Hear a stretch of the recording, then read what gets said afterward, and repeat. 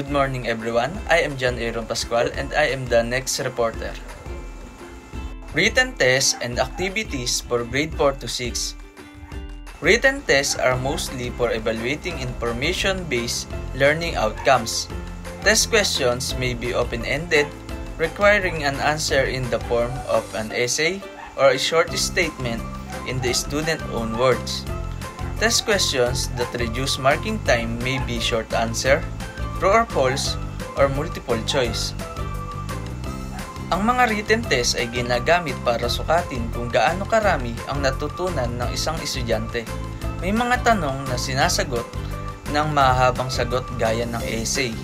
Pero sa pamamagitan nito, uubos tayo ng maraming oras para ma-evaluate kung ano ang natutunan ng ating mga estudyante.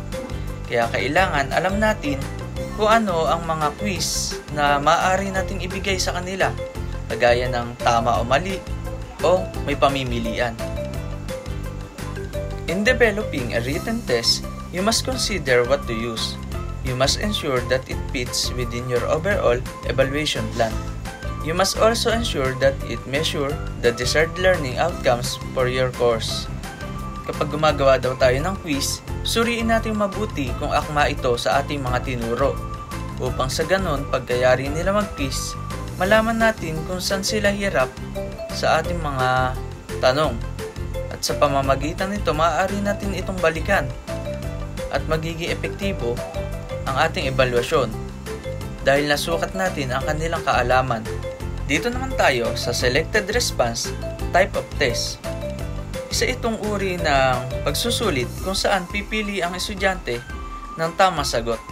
Hamak na mas mabilis itong sukatin ng mga guro ang kanilang kaalaman kumpara sa paggawa ng mga essay na mahaba at uubos ng ilang oras bago malaman kung ano ang mga natutunan ng mga bata. Kumpara nga dito sa selected response type of test, meron na silang pamimilian. Mas madali nang i-check ng guro kung ano ang tama at mali. Ang mga uri ng quiz dito ay ang tama o mali o multiple choice na may pamimilian o fill in the blank.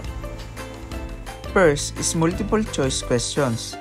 In a multiple choice question, the student is presented with several alternatives from which to choose the most correct response to a given question or statement.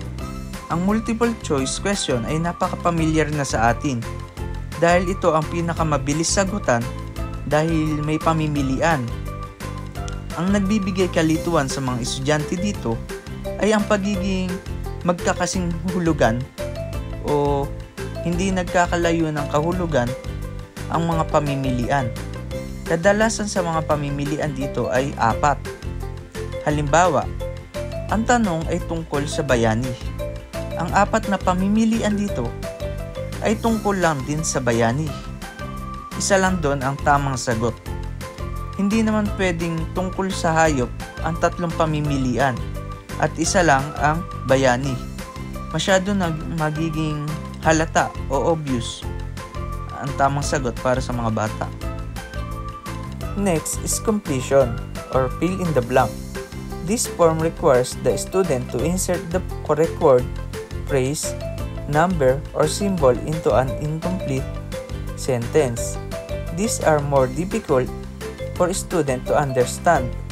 Use them sparingly. So, alam naman natin na isa ang fill in the blank sa pinakamahirap na quiz.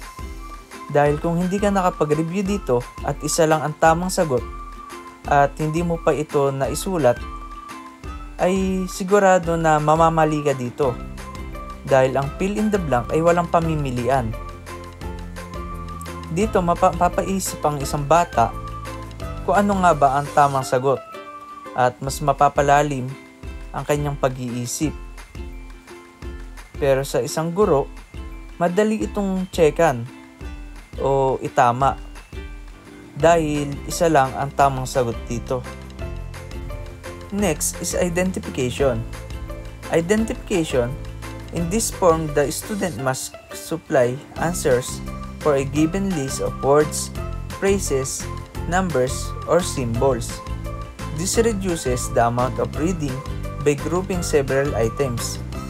So, sa identification, ang nakalagay dito sa test paper o quiz na ginawa ng guro ay ang kahulugan ng isang bagay.